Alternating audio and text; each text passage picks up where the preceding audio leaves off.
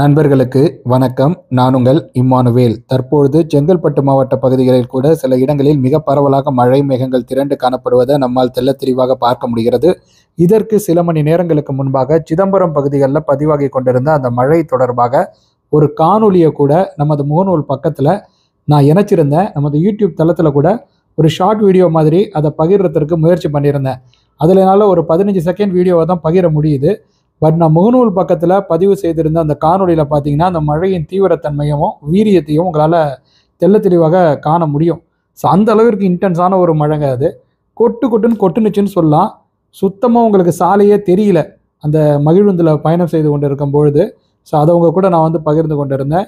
அந்த மழை மேகங்கள் அதன் பிறகு பார்த்தீங்கன்னாக்கா சிதம்பரம் பரங்கிப்பேட்டை இடைப்பட்டு இருக்கக்கூடிய அந்த பல்வேறு இடங்களிலும் கனத்த மழை பொழிவை ஏற்படுத்தி அந்த பகுதிகள் மட்டும் கிடையாது, விருத்தாச்சலம், சிதம்பரம், பரங்கிப்பேட்டை அந்த இடைப்பட்டு இருக்கக்கூடிய பகுதிகளில் மிக பரவலாக அந்த உக்கிரமான மழை மேகங்களானது பதிவாகி பல இடங்களில் பலத்த மழை பொழிவை ஏற்படுத்தியது. இப்பொழுது அந்த பகுதிகளில் வலுவான மழை மேகங்களை என்னால் பார்க்க முடியல. ஆனால் தாம்பரம், செங்கல்பட்டு சுற்றுவட்டார பகுதிகள் உட்பட செங்கல்பட்டு மாவட்டத்தில் சில இடங்களில் மழை மேகங்களை பார்க்க முடியுது. இப்பொழுது அதை போன்ற ஒரு தீவிரமான உக்கிரமான மழை மேகத்தை என்னால் தருமபுரி மாவட்டத்தில் பார்க்க முடியுது. தருமபுரி காரிமங்கலம் இடைப்பட்டு இருக்கக்கூடிய அந்த சாலையில் பார்த்தீங்கன்னா அந்த மல்லிக்கோட்டை, கோட்டையூர் சுற்றுவட்டார பகுதிகள், அதற்கு நெருக்கத்தில் இருக்கக்கூடிய இடங்கள், அதே போல் மரண்டள்ளி மற்றும் பெண்ணாகரம் இடைப்பட்டு இருக்கக்கூடிய பகுதிகள், மரண்டள்ளி தருமபுரி இடைப்பட்டு இருக்கக்கூடிய அந்த சாலையின் அநேக இடங்களிலும் மிக பரவலாக வலுவான மழை மேகங்கள் பதிவாகி வருகிறது. நிச்சயமாக அந்த மழை மேகங்கள் அந்த பகுதிகளில் அதனுடைய தாக்கத்தை வெளிப்படுத்தி கொண்டு இருக்கும் அப்படிங்கிற மாதிரி நான் உறுதியாகவே நம்புகிறேன். அடுத்து வரக்கூடிய சில மணி நேரங்களில் இதை சொல்லனாக்கா இந்த காணொலிக்கு அர்த்தம் இல்லை இல்லையா? ஸோ ஊத்தாங்கரை, அரூர் சுற்றுவட்டார பகுதிகள் உட்பட அவைகளுக்கு இடைப்பட்டு இருக்கக்கூடிய இடங்களிலும் சில இடங்களில் மழை பதிவாகுவதற்கான வாய்ப்புகளும் இருக்குது. அதன் பிறகும் அந்த மழை மேகங்களுடைய அந்த நகர்வு என்பது தொடர்கிற பட்சத்தில் சேலம் மாவட்ட அந்த மலைப்பகுதிகளின் சில இடங்களில் மீண்டும் நம்ம மழையை எதிர்பார்க்கலாம். ஏன்னா பிற்பகல் நேர காணொலியை நான் பகிரும்பொழுதே கருமந்துறை அருகிலெல்லாம் மழை மேகங்கள் பதிவாகி வந்தது.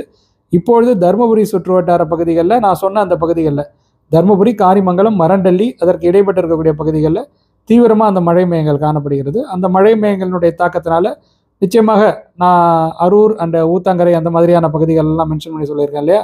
ஸோ அங்கெல்லாம் சில இடங்களில் மழை பதிவாக வாய்ப்புகளும் இருக்குது. இவை போக டெல்டாவிலும் மழை மேகங்கள் பதிவாகி வருகிறது. நன்னிலம், திருவாரூர் இடைப்பட்டு இருக்கக்கூடிய அந்த பகுதிகளில் பவித்திரமாணிக்கம், அதே போல் தட்டிமூலை சுற்றுவட்டார பகுதிகள், அதலையூர் சுற்றுவட்டார பகுதிகள், முடிகொண்டான் சுற்றுவட்டார பகுதிகள் என பல்வேறு இடங்களிலும் மழை மேகங்கள் திரளாக பதிவாகி வருகிறது. திருமருகல் சுற்றுவட்டார பகுதிகளிலும் மழை மேகங்கள் பதிவாகி கொண்டிருக்கிறது என்பது சிறப்பு. தரங்கம்பாடி சுற்றுவட்டார பகுதிகளிலும் நம்மால் மழை மேகங்களை பார்க்க முடியுது.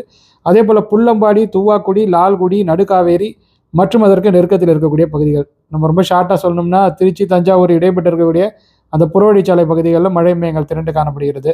அதே போல் பார்த்தீங்கன்னாக்கா நம்ம சிங்கமுனரி சுற்றுவட்டார பகுதிகளில் நத்தம், சிங்கமுனரி இடைப்பட்டு இருக்கக்கூடிய அந்த பல்வேறு இடங்களில், ஆறு பாலக்குறிச்சி சுற்றுவட்டார பகுதிகளில், அதே போல் மலையாண்டி, கோயில்பட்டி சுற்றுவட்டார பகுதிகள் என பல இடங்களில் இது பார்த்தீங்கன்னாக்கா கிட்டத்தட்ட நம்ம விராலிமலைக்கும் சிங்கமுனரிக்கும் இடைப்பட்டு இருக்கக்கூடிய சாலையில் சிங்கமுனரியை ஒட்டி இருக்கக்கூடிய பகுதிகள் அப்படிங்கிற மாதிரி சொல்லலாம்.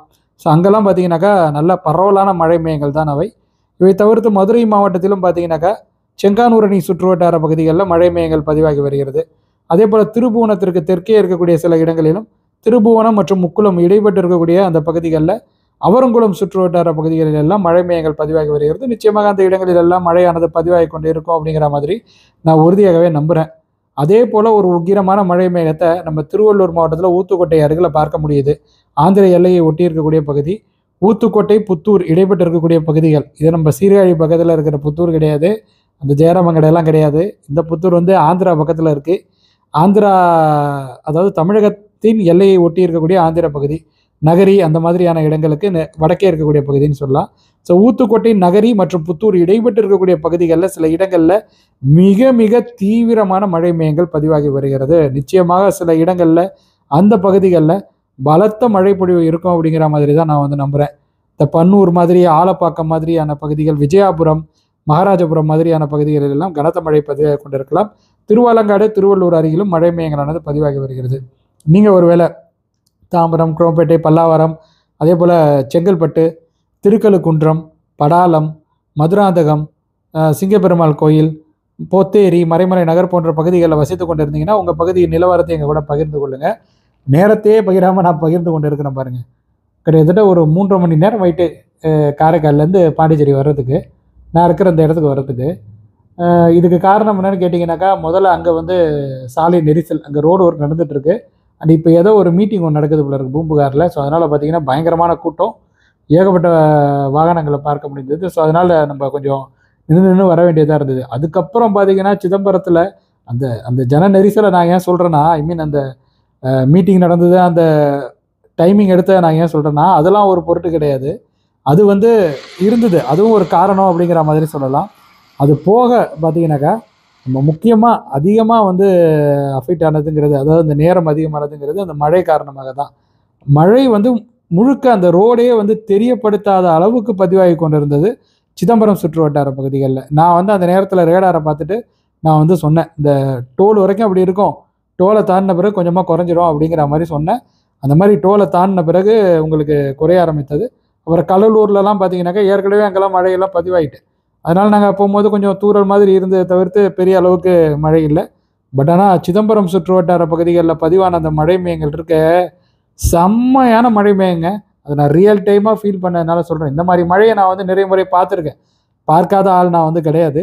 ஏற்கனவே நம்ம தொடர்ச்சியாக தான் இப்போ செய்து கொண்டு இருக்கிறோம் வானிலை தொடர்பான விஷயங்களில்.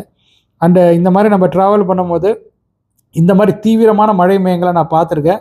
பட்டு நைட் நேரத்தில் பார்த்துருக்கேன். பகல் நேரத்தில் இந்த அளவிற்கு ரொம்ப தீவிரமாக ட்ராவல் பண்ணும்போது நான் மழை மேகத்தை பார்த்தது கிடையாது. நான் வீட்டில் இருக்கும்போது இப்போ காரைக்காலெலாம் சமயத்தில் கொட்டுன்னு கொட்டும், தொடர்ச்சியாக கொட்டும் வடகிழக்கு பருவமழை காலகட்டத்தில், அதெல்லாம் நான் வந்து பார்த்துருக்குறேன். பட் வந்து இது ரொம்ப ஷார்ட் ஸ்பேன் ஆஃப் டைமில் கண்டிப்பாக அந்த மாதிரியான ஒரு ஸ்பீடில், அந்த மாதிரியான அந்த ரேட்டில் மழை பெஞ்சதுனாக்கா 1 மணி நேரத்தில் 100 மில்லிமீட்டருக்கும் அதிகமான அளவு மழை தாராளமாக பதிவாகும். அந்த அளவிற்கு ஒரு இன்டென்ஸான ஒரு ஒர்த்தான மழை தான் அது சிதம்பரத்தில் பேஞ்சது, அந்த புறவழிச்சாலை பகுதிகளில் பேஞ்சது. சில காணொலிகளை நான் இணைச்சிருக்கிறேன். முடிஞ்சால் இந்த காணொலியில் கூட சில குரல் பதிவில் சில காணொலிகளை இணைக்க முயற்சி பண்ணுறேன். பட் அது ஒரு இம்பேக்டாக இருக்காது. நான் வந்து உங்களுக்கு அந்த காணொலியாகவே நான் வந்து முகநூல் பக்கத்தில் இணைக்கிறேன். அது வேற ஒரு சேனலில் அது ஒரு முழுநீள காணொலியாகவே நான் வந்து பகிர்றேன். அந்த சவுண்டோடு தான் நீங்கள் வந்து கேட்கணும், அப்போ தான் நல்லாயிருக்கும். ஸோ இப்போதைக்கு நெக்ஸ்ட்டு சில மணி நேரங்கள் என்பது நம்ம திருவள்ளூர் மாவட்டத்தில் மழையை வந்து எக்ஸ்பெக்ட் பண்ணுறோம். ஏன்னா ஆந்திர எல்லையில் மழை மேகங்கள் இருக்குது. ஸோ தருமபுரி மாவட்டத்தில் இருக்கக்கூடிய மழை மேகங்கள் மேலும் நகர்ந்து அரூர், ஊத்தாங்கரை மற்றும் திருப்பத்தூர் மாவட்டத்தினுடைய சில இடங்களில் மழை பொழிவை ஏற்படுத்தலாம். அந்த மழை மேகங்கள் மேலும் நகர்கிற பட்சத்தில் நம்ம சேலம் மாவட்ட வடக்கு பகுதிகளில், அதே போல் கள்ளக்குறிச்சி மாவட்ட பகுதிகளில் கூட மழைக்கான வாய்ப்புகள் என்பது அடுத்து வரக்கூடிய சில மணி நேரங்களிலும் இருக்கிறது. திருச்சி, தஞ்சாவூர் இடைப்பட்டு இருக்கக்கூடிய பகுதிகளில் பதிவாகி கொண்டிருக்கக்கூடிய மழை மேகங்கள் ஓரளவிற்கு தாக்கத்தை அந்த பகுதிகளில் ஏற்படுத்தும். தஞ்சாவூர் மற்றும் திருச்சி மாநகரினுடைய கிழக்கு பகுதிகளில். அதே போல் பார்த்திங்கனாக்கா நம்ம திருவாரூர் மாவட்டத்தில் இருக்கக்கூடிய மழை மேகங்கள் மற்றும் தரங்கம்பாடி பகுதிகளில் இருக்கக்கூடிய மழை மேகங்கள் கடல் பகுதிகளை அடைந்தது. ஸோ அதனால் காரைக்காலில் கூட சாரல் தூரல்லாம் பதிவாகலாம், இடி மின்னல்லாம் பதிவாக தான் செய்யும். இப்போ அந்த திருவாரூர் பகுதிகளில் இருக்கக்கூடிய மழை மேகங்கள், நன்னிலம் திருவாரூர் இடைப்பட்டு இருக்கக்கூடிய பகுதிகளில் வலுவாக இருக்கக்கூடிய மழை மேகங்கள் நகர்கிற பட்சத்தில் காரைக்கால் நகரிலும் மழையானது பதிவாகும். நாகப்பட்டினத்திலும் சில இடங்களில் நம்ம மழையை வந்து எதிர்பார்க்கலாம். உங்களது பகுதியின் நிலவரத்தை மறக்காமல் எங்கள் கூட நீங்கள் கருத்துரை பகுதியில் பகிர்ந்து கொள்ளுங்கள். இந்த மாதிரியான நிகழ்நேர தகவல்கள் உங்களுக்கு இடையே வேணும்னு நினச்சிங்கன்னா நீங்கள் இந்த காணொலியை லைக் செய்து கொள்ளுங்கள், உங்கள் நண்பர்களுடன் பகிர்ந்து கொண்டு ஷேர் செய்து கொள்ளுங்கள். மறக்காமல் நமது யூடியூப் பக்கத்திற்கும் முகநூல் பக்கத்திற்கும் சப்ஸ்கிரைப் மற்றும் ஃபாலோ செய்து வைத்துக் கொள்ளுங்கள். வானிலை தொடர்பான மேலும் பல சுவாரஸ்யமான தகவல்களுடன் அடுத்தடுத்த காணொலிகளில் உங்கள் அனைவரையும் சந்திக்கிறேன். அதுவரையில் உங்களிடமிருந்து விடைபெற்றுக் கொள்வது உங்கள் இம்மானுவேல். நன்றி, வணக்கம். பார்ப்போம் அந்த திருவள்ளூர் மாவட்ட மழை மேகங்கள் சென்னை மாநகருக்கு இன்னைக்கு மழை பொழிவை கொடுக்குதா அப்படிங்கிறத. மீண்டும் சந்திக்கலாம்.